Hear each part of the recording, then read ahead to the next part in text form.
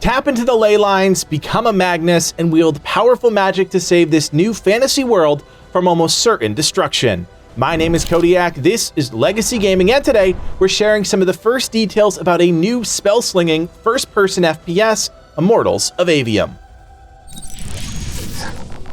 Thanks to the team at EA, we were lucky enough to be invited to a behind-closed-doors preview session of Immortals of Aveum, where we saw and heard firsthand the creative vision and first gameplay for Immortals, but also had the opportunity to learn about Ascendant Studios, a brand new AAA studio led by Brett Robbins, the creative director of Dead Space and numerous Call of Duty titles while at Sledgehammer Games. I think this is incredibly important background information. As creative director for Call of Duty, it gave Brett and now his studio insight into what makes up a compelling first-person shooter from both a gameplay and story perspective. Dead Space, on the other hand, was a groundbreaking entry into the horror genre and was also a brand new IP built from the ground up that still holds up to this day, both mechanically and narratively. These projects help form the backbone that Immortals of Aveum is being built upon. Brett talked about a specific moment while working on Call of Duty where the idea for Immortals materialized. While staring at a piece of concept art where soldiers were fighting amid city streets, he wondered, what would it look like if the helicopters were dragons, the RPGs, fireballs, and if all the soldiers were battle mages? Where exactly was that game? This resulted in the formation of Ascendant Studios in 2018, where they scooped up talent from not only Telltale Games, but other developers from major IPs such as Borderlands, Halo, BioShock, and more. The studio has continued to grow over the past 5 years, and Immortals is in its final stages of development. But what actually can you expect when you play the game? Well, we learn a bit about that too. Across Aveum, there are ley lines that essentially form a net, connecting magic to just about everything in the world. They're massive conduits of magical energy, either red, blue, or green, and those who can wield magic can typically only use one type. The main character, Jack, is an unforeseen, one who's born without any innate magical ability, but in a moment of great trauma, manifests the power out of nowhere. Jack is special in that he's also a triarch, one who can wield all three classes of magic freely. Fast forward a bit, Jack is recruited by the Immortals, Magnus, who are effectively the best of the best on the side of Lucium, leading the forces of light against Sandrax, another triarch who leads the forces of Risharn. They are engaged in what they're calling the Ever War, a constant struggle over the controls of magic that blanket the world of Aveum. Politics, land, ideologies, it's all secondary and inconsequential compared to whoever controls the ley lines and their magic. At the center of Aveum is the Wound, a massive bottomless chasm that every day grows larger, consuming more and more of the world. Standing in the center is the Pentacad, a miles-high statue of mysterious origins that's almost revered as a god, one that's never shown approval or disapproval for the countless lives spent each and every day on the everlasting war. It's a really cool setup at face value for a brand new world, but still very much toes the line of forces of light and dark clashing in a power struggle for total control over something, in this case, magic. Brett stated there is a compelling 25-hour campaign, and thankfully we did get a handful of cinematic moments amidst the gameplay. They really showcased the acting chops of talents like Gina Torres, and is, in our opinion, the early highlight of this game. Certain moments felt gritty and warlike where they needed to be, with humor sprinkled in the appropriate amount given the whole end-of-times level threat the player will be facing. Now, we mentioned Jack is a triarch, and in order to deal with that threat, you'll need all three types of magic. Players will be able to cycle through them almost like FPS weapons, each having their own strength and utility. Blue magic focuses on straight, accurate long-range damage.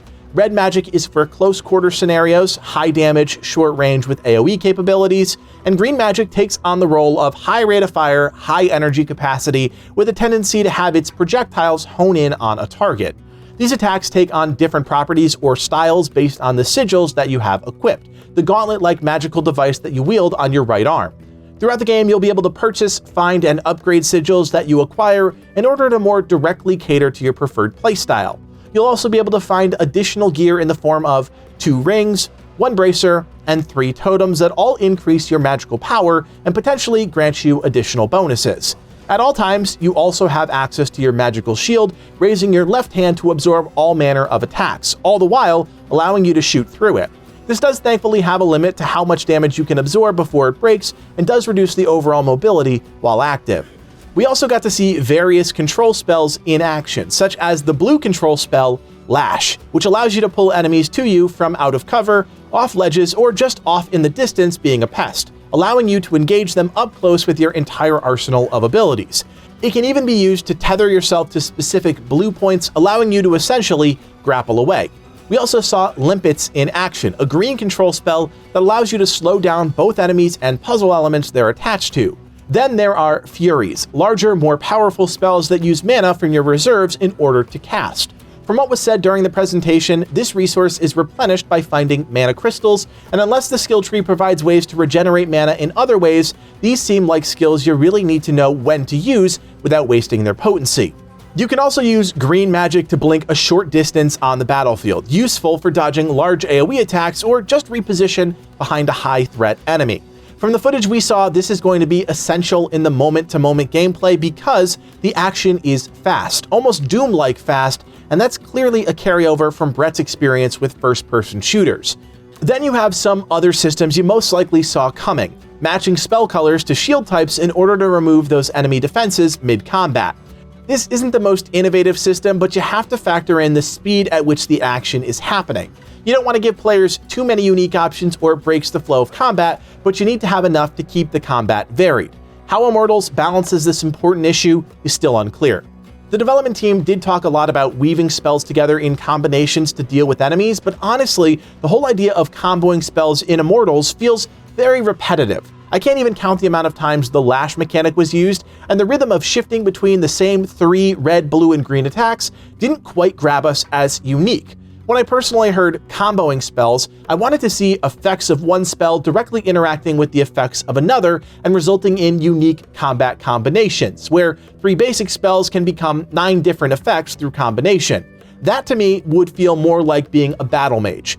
Everything presented so far in Immortals feels more in line with Doom combat, but instead of guns you have a magic gauntlet that shoots colored projectiles.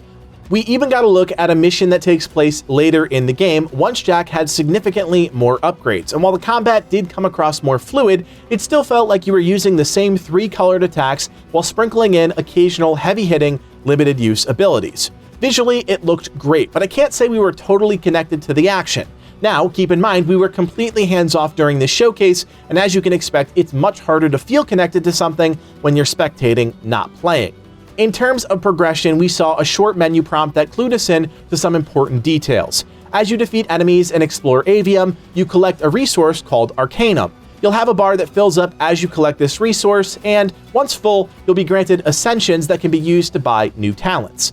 Gear was another area we're not entirely sold on. In the few instances a piece of gear was inspected, the bonuses were along the lines of increase Shatter Fury damage by 20% or some other generic stat bonus. We have said time and time again in games that we cover, passive stat bonuses are boring and one of the most tired progression tropes within games.